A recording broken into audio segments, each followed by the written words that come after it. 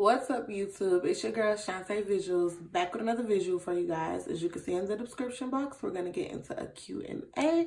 But before we get into that video, if you're new to my channel, do me a favor right now and click the subscription box, as well as like this video, and stay tuned for more in the 17 days of Slay.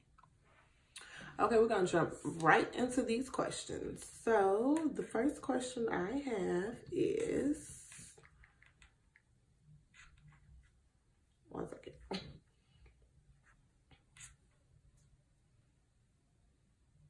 Okay, the first question I have is, if you could be any other zodiac sign, what would it be? I am a Capricorn, and we're obviously the best. But if I had to choose another zodiac sign, I would rather be a Sagittarius or a Scorpio. And I would be either one of them because the closest people, two of the closest people to me are a Sag and a Scorpio. My mentor is a Scorpio, my best friend is a Sagittarius. And I feel like Scorpio's vibe is, Scorpio and Sagittarius really, both of their vibe and characteristics kind of like match Capricorn to the T almost on everything. Except with Sagittarius, they're more introverts. And Scorpios are more outgoing extroverts, like they're crazy. But Capricorn is kind of like the perfect balance between those two. So if I could have to choose a different zodiac sign, I would choose either one of them. Do you prefer light-skinned men or dark-skinned men? I don't have a preference on that at all. I typically crush more on dark-skinned men, but I'm approached more by light-skinned men. So it's whoever prefers me, it's who I prefer. Okay. Next question is, why do you hate crunchy food? I hate crunchy food because I hate to hear myself eat. And I feel like eating crunchy food is like a workout. I don't want to work out while I'm eating. I just want to enjoy my food. Like, crunchy foods require so much effort to chew it and swallow it. Like, I would just rather eat something soft and get over it. I hate crunchy food. I don't eat chips. I have to really crave a bag of chips for me to pick up a bag of chips and eat them.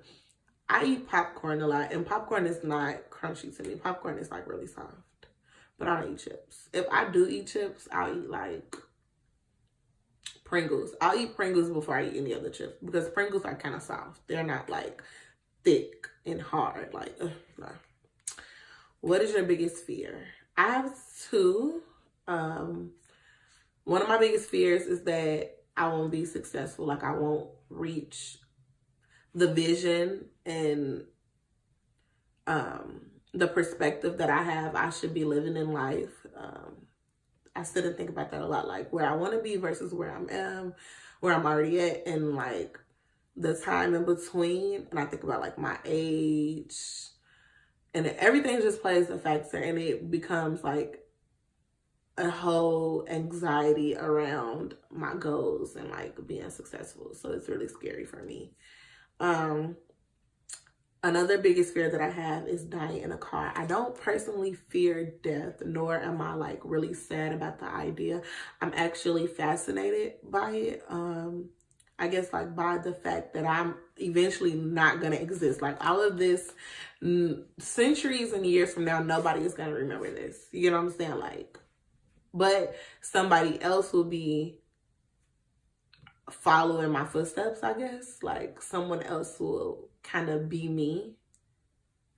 It's weird, but I'm scared to die in a car. I panic anytime something bad happens in a car. Like, it could be the littlest thing. I automatically think like, oh my God, I'm doomed. This is the end.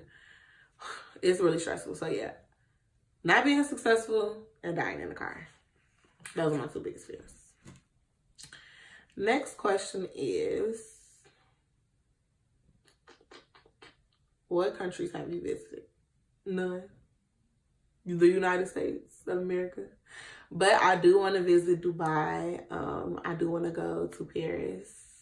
I want to go to Ireland. And I want to go to like Jamaica. Those are all out of the country, and I want to go there. But I've never been to another country. I've been to like 3 places inside the country. I don't really travel a lot. I'm just now starting to travel. And I have a thing about me where if I like something, I kind of like overdo it. So I'll go to the same place and I'll be perfectly fine with it because I really like the place. So this year I went to Miami and I'm planning to go to Miami again. Like every time somebody say like, oh, let's go out of town, I'm like, yeah, let's go to Miami. Let's go to Miami because I really liked Miami when I went. I liked the whole vibe out there. It was really nice. The next question is, do you want to be a celebrity MUA? Yes, I definitely want to work with celebrities. That ties into another question. Somebody said, what celebrities do you want to work with? I would love to work with Nicki Minaj, Tiana Taylor, Taraji P. Henson, Gabrielle Union, Megan Good, Lala Anthony, Lauren London. Who else? Those are all that I can think of. But if I had to pick my top 3, Ariel. If I had to pick my top 3 celebrities to work with, I would pick Tiana Taylor, Nicki Minaj, and Taraji P. Henson. I'll pick those 3. Because I just love all 3 of them wrapped in one. Somebody needs to just combine all of them. What advice would you give girls that want to be a makeup artist? I feel like I always say this on like my social media platforms. The best advice I can give somebody wanting to be a makeup artist is to make sure that you're in this because it's your passion, not because you think you're going to make money. Because I tell my followers and supporters all the time, like, if I would have started this for money, I would have quit a long time ago. Because you get in this position, you get in this field, you become an entrepreneur, and you realize it's not easy making money. It's not easy getting recognized. It's not easy getting support. And you spend a lot of money before you even make that money back. And then you have to spend money in order to make money. So it's like, for a while, I wasn't even doing this full time. Like, I was in school full time, I was working full time, and I was doing makeup on the side, like when I can, when my schedule would see fit, because I wasn't in a position where it could cover everything. And I'm still not in a position where makeup can fully finance my life. You know, I hope to be in that position in the next 6 months, year and a half, 2 years, but right now I'm not there. It covers the means that are necessary, like my top priorities, but doesn't cover everything. So my advice would be, make sure that this is something that you want to do, and then perfect your craft before you go out and take people's money. I personally took a very long time before I started taking clients and getting money. Like, I would practice on myself a lot, because one thing I didn't want is for anybody to come to me and their foundation not match. That to me was the biggest part. Eyeshadow, you can get better with eyeshadow as you go on. Like, your definition of your shades, your you know, how crispy it is, you know, your application, that all gets better with time. And I'm still getting better with that. That's forever. But as far as being able to go out and take a picture underneath flash, I never wanted my clients to be like, oh, she made me look 3 to 4 shades lighter than what I am. So it took me a very long time before I started accepting clients. I only started accepting clients because I was working at Ulta, which helped build a lot of my product knowledge. And I kept getting people coming and only wanting to shop with me and asking me, did I do makeup outside of working for there? And I'm like, no, I don't do makeup. And then I just decided one day to, like, you know what? I'm going to really take it serious. Like, I'm going to start and I'm going to claim my title as a makeup artist. And I haven't looked back since. Well, yeah. How many kids do you aspire to have? 0. Don't aspire to have any kids. But if 10 years from now, I'm in a good financial situation, a good relationship with a good man, engaged or married. 2 is the max. After 2, I'm not doing it no more. Like, and I would prefer to have twins so that I can be like one and done. I could just blow up as big as a house one time and that's it. I don't want to go through pregnancy 50 billion times. I don't understand how people have a whole bunch of kids. Mama had me and that was it. She was like, no, it's over with. It's no more after this. And I'm going to be the same way. I'm going to have 2 at the max. But if I get my boy first, it's going to take me a long time to have that number 2, honestly. If I don't have twins and my firstborn is a boy, I'm done. We're going to have to get a little puppy or something. Because, no. Let's see. What makeup artists inspire you? I'm really inspired by Aaliyah J. She's really the only makeup artist and enthusiast that I look up to and can say I'm like genuinely inspired by. Like, I've been following her on YouTube, on social media since forever. Like, I'm really inspired by her. Her career growth, like, it's amazing to see how far she's come, and then to know that she's not even done yet. And she's only, I want to say 2 years older than me. I believe she's 23 and I'm 21. Girl, how could you not be inspired by somebody like that? Like, come on now. What made you cut your hair and dye it? When I was in high school, senior year, I had said when I went away to college, I was either going to get 30 inches of weave or I was going to cut my hair off. And right after high school, I had got a sew-in with 30 inches of hair and I kept getting it for a while. But then I got tired of like looking like everybody. Like everybody was long hair, big butt, and it's just like, I'm tired of going out and everybody look the same. Like, I don't want to blend in with these people. So cut my hair off, and I hated how I cut my hair off. I felt like I looked like an auntie, like, oh my goodness, it was horrible. So I cut it off into a fade, and I hated it. I feel like I looked like a little boy, and at the time, I was like smaller as far as like my weight versus now, and I just felt like I wasn't feminine enough. So I grew my hair back out, and I had like this weird mohawk thing going on. It was so weird. And then I was tired of my hair being black, so I'm like, okay, I'm gonna dye my hair blue. Dye my hair blue, kept it blue for like almost a year, and I got tired of no, my birthday was coming up and I wanted finger waves. So I got my hair in finger waves, but then after I got the finger waves, I was tired of doing my own hair, and I wasn't gonna go to the shop every week and every 2 weeks and pay like $100 or some to get my hair done. I was like, no, this is over with. Like, and I'm in school, I'm not about to pay this money. Like, this is gonna be more expensive than getting a damn sew-in. So I cut my hair off one last time, and I've been short ever since. And the coloring of my hair really is because like I don't like my short hair dark on me. I feel like it doesn't complement my face or my personality well. So I kind of switch my hair up a lot based on like if I'm going through something or if I just get tired of a color. I kept lime green for a really, really long time. And the only reason why I took the lime green out is because my birthday was coming up.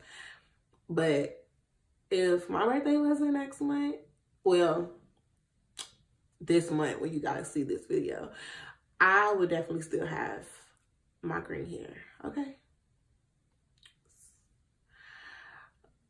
Next question says, are you a daddy's girl or a mommy's girl? I am neither. I'm not a daddy's girl or a mommy's girl. I'm a granddaddy's girl. My granddaddy is like my heart. That's who spoiled me growing up. Like, I could call my granddaddy and get anything that I wanted. I'm not a mommy's or a daddy's girl. I'm a granddaddy's girl. If I wanted something, I was calling my granddaddy like, hey granddad, can I get so? But yeah. What age did you know you loved makeup? I don't think there was an age that I knew that I loved to make up. I started like playing in makeup freshman year of high school, but I've always been into like fashion and beauty, like anything that was like really, really girly. I've always been into that. I think I started to take makeup really serious junior and senior year of high school. Junior year of high school, it was like, okay, I want to learn how to do my brows. Like Aaliyah J brows is popping. I got to do my brows like her. I spent a lot of time watching YouTube, but I didn't necessarily have a specific age where I fell in love. But I feel like I've always been in love with makeup and the beauty industry. So always, girl, this has always been me. Okay, always. How did you build your clientele? If I could, I still don't know how the hell you build clientele. I'm not even gonna lie to you. Building clientele is so hard. I would say stay consistent. Make sure your work is good. And build relationships. A lot of my clients come from me building relationships with them. Like,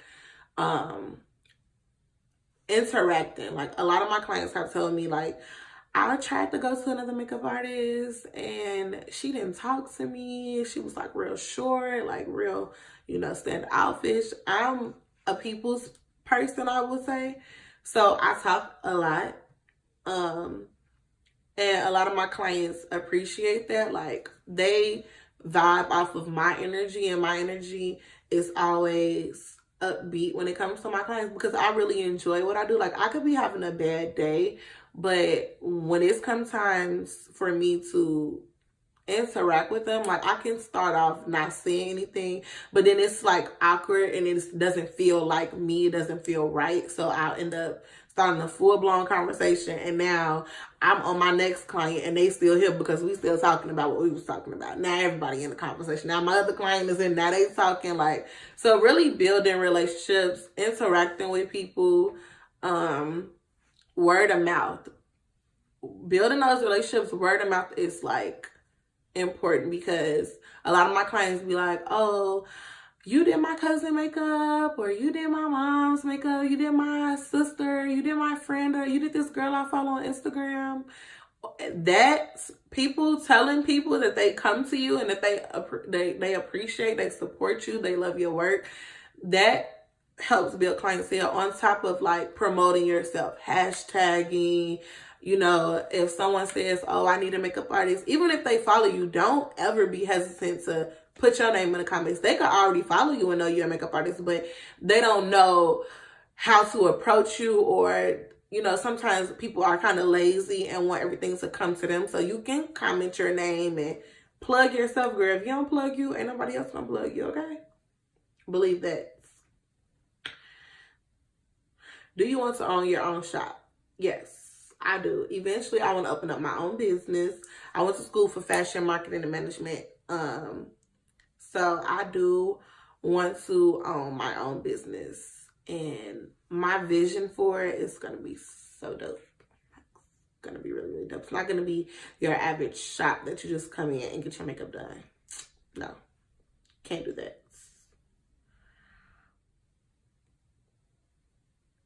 Who would you like to work with for a collab? I would love to work with Morphe. As far as brands, I would love to work with Morphe, Makeup Revolution.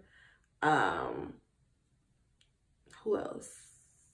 Maybelline, NYX, Fenty. I would love to work with Fenty. Like what?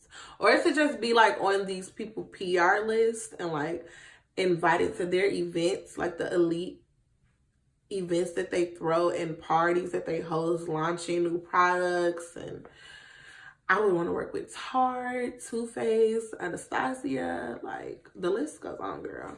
As far as other artists, I don't really have any other artists that I would like want to collab with other than Aaliyah J. Definitely want to collab with sis because it's like, that has to happen. Like, she follows me on Instagram. Like, she already know I love her. She like my pictures. We have to eventually collab. Like, that has to go down in the book. It has to. It has to. Favorite place to shop. You guys ask me this a lot, like, where do I shop? Where do I get my clothes from? I shop at Pretty Little Thing, Fashion Nova, Forever 21, ASOS. This jacket that I have on right now actually came from ASOS. I like this question. Somebody said, what is bitches? Bitches is weird. Duh. I always say that though. I always say like females are so weird because it be a lot of weird shit coming on. And what Nikki say? Don't come around with that weird energy. Okay? Stay over there. Okay, so the last question is gonna be, what was your biggest lesson of 2018? My biggest lesson this year was to really trust and believe in faith and know that everything is happening for a reason, and not to stay down when I'm down, not to allow my circumstances, things that I can't change, people that I can't change, affect me to the point where I'm stuck. I think this year I learned to keep pushing, keep moving forward, and to have a little bit more trust in myself that I'm doing the right thing. Like, I'm on the right path and everything is going to play out exactly how I want it to. All right, that wraps up this video for the Q&A. Thank you guys for tuning in and sticking around with me. Hope I answered everyone's question. If I didn't get to your question, I'm really, really sorry.